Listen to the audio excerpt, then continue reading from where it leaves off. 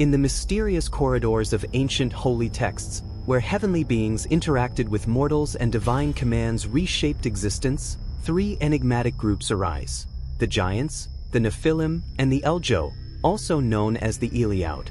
These pre-deluge figures, mentioned in the Book of Enoch and the Book of Jubilees, represent a hybrid race born from extraordinary origins and shrouded in intrigue.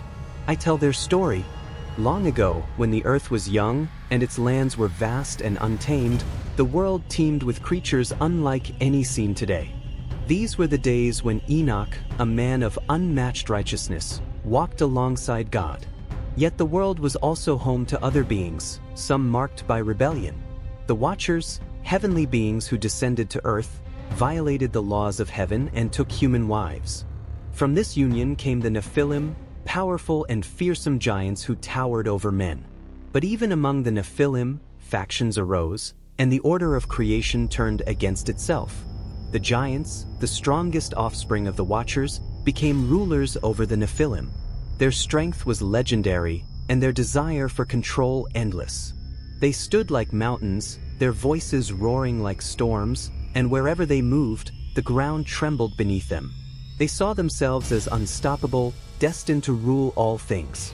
But their arrogance led to conflict. The Nephilim, though smaller, were cunning and numerous. They resented the giants' dominance, who seized the richest lands and forced them into labor to build grand monuments to their might. Discontent grew into rebellion, and the Nephilim rose up against their masters. Across forests and plains, battles broke out. The Nephilim, using clever strategies, sought to outwit the giants. They ambushed them in narrow passes and struck them down with weapons forged from iron and bronze. The giants, despite their size and strength, could not escape death. One by one, they fell, their massive bodies shaking the earth as they collapsed. Victory over the giants did not bring peace. Within the Nephilim ranks emerged the Eljo, a smaller but highly intelligent group descended from them. The Eljo possessed deep knowledge of the land and sky, taught by the Watchers. They were inventors and builders, crafting tools far beyond others' reach. The Eljo, believing themselves rightful leaders, turned on the Nephilim. Their wisdom became their weapon, and they used it swiftly and decisively. They poisoned water sources and built traps no Nephilim could evade. They waged a war of endurance, and the Nephilim, despite their numbers, began to fall. The Nephilim resisted fiercely, but the Eljo's intellect proved superior. Their once mighty armies were scattered, their leaders slain, and their strongholds left in ruins. The Eljo claimed victory, but their glory was short-lived. With the Nephilim defeated, the Eljo set their sights on mankind. Humans, at that time, lived in simple villages, unaware of the wars among the giants and their kin. The Eljo viewed humans as weak and unworthy of the earth's riches. They sought to rule them, convinced that their intelligence justified their dominion. At first, humans resisted. Though weaker, they were determined and inventive. They gathered together, learning from the Eljo's own inventions and turning them into weapons. The people fought bravely, driven by the need to protect their families and homes. The Eljo underestimated humanity's resilience. Despite their craftiness, they could not match the unyielding spirit of humankind. The humans, fueled by memory of past losses, rose against their oppressors. They used fire and deception, setting traps and striking under cover of night. Slowly, the Eljo were driven back, their numbers dwindling until they no longer posed a threat. Amid the chaos, Enoch continued to walk with God.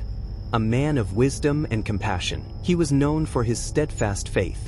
Though human, he stood as a beacon in a world darkened by strife. Enoch had seen the rise and fall of the giants, the Nephilim, and the Eljo. He had spoken with the Watchers, urging them to abandon rebellion and seek forgiveness. Some listened and mourned, but most refused, their pride too great to overcome. One day, as Enoch meditated in a quiet valley, a group of people approached him. They spoke of their suffering, of the wars that had scarred the earth, and of their fears for what lay ahead. Enoch listened closely, his heart heavy with sorrow. He understood that the bloodshed stemmed from the Watchers' disobedience. He also knew that humanity faced a choice: to follow the path of the fallen or to pursue the way of virtue. guided by wisdom, Enoch began to teach the people. He shared with them the knowledge of the heavens, the laws of creation, and the importance of justice and mercy. He warned them of the consequences of pride and rebellion, urging them to live in harmony with each other and with God. As time passed, the conflicts between the giants, Nephilim, Eljo, and humans began to fade. But the scars of those battles remained, etched into the land and the hearts of survivors. Enoch, now aged, continued to pray and seek God's will. One evening, standing atop a hill overlooking the vast earth, Enoch received a vision. He saw a mighty flood that would cleanse the world of its corruption. He saw the watchers bound in chains and cast into darkness. He saw the giants, the Nephilim, and the Eljo swept away, their power broken forever. Enoch wept, not for the judgment, but for the lost potential of those who had turned from the Creator. He knew the flood was necessary, a divine act to restore balance to the world. Before he was taken from the world, Enoch shared his vision with those willing to listen. He urged humanity to prepare, to repent, and to seek God with all their hearts. Some followed his words, while others mocked, their hearts hardened by pride. And then, one day, Enoch was no longer seen among men. It was said that God had taken him, for he had walked so closely with the Creator that he no longer belonged to the earth. To understand the nature of the Eljo, or the Elioud as they are also named, one must revisit the tale of their ancestors, the Nephilim. According to the Book of Enoch, the Nephilim were the offspring of the Watchers, a group of rebellious angels who came to earth and married human women. This union produced beings of immense power and stature, known for their extraordinary gifts yet infamous for their endless greed and relentless cruelty. The Nephilim's actions became so widespread that they played a major role in bringing about the Great Flood, a divine reset intended to cleanse the earth of their corruption. Yet, the story does not end with the Nephilim.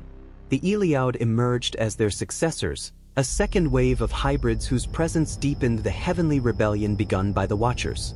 While the Nephilim were giants, both literally and symbolically, the Elioud inherited and intensified their predecessors' traits, embodying both celestial majesty and human frailty. The Book of Jubilees describes the Elioud as half-angel hybrids, a distinct group separate from both humans and their Nephilim ancestors. Their lineage gave them supernatural abilities that set them apart. They possessed physical strength and mental acuity far beyond ordinary humans, making them formidable in both warfare and strategy. Legends portray the Elioud as warriors, rulers, and founders of civilizations, their deeds leaving a lasting mark on the ancient world. But with great power came great destruction. The Elioud, like the Nephilim, were consumed by their desires. Their ambition knew no bounds, and their actions disrupted the delicate balance of creation. Their wickedness was not merely a continuation of their Nephilim heritage. It was an expression of their unique hybrid nature. As beings caught between heaven and earth, they struggled with an identity crisis that often led to ruinous behavior. What distinguished the Elioud from their Nephilim forebears was not only their mixed origin but the extent of their crimes.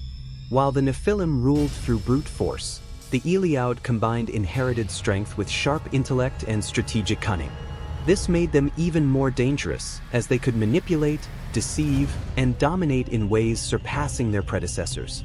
Ancient accounts suggest that the Elioud played a significant role in the corruption of humanity. Their influence touched every area of life, from governance and warfare to art and religion. They were the architects of systems designed to accumulate power and maintain their supremacy, often at the expense of common people. Their conduct led to a moral collapse so profound that it required divine intervention in the form of the Great Flood. The story of the Great Flood, as recorded in the Book of Enoch and echoed in the Book of Genesis, serves as a dramatic conclusion to the chaos caused by the Nephilim and the Elioud. The flood was not merely punishment for human sins but a targeted act of cleansing meant to remove the hybrid offspring and restore order to creation. Though the Nephilim are clearly stated as perishing in the flood, the fate of the Elioud remains less clear. Some views propose that remnants of their line may have survived, either through the cunning of their kind or the aid of sympathetic beings. This uncertainty has sparked speculation about the ongoing influence of the Elioud in post-flood societies. Thank you for watching.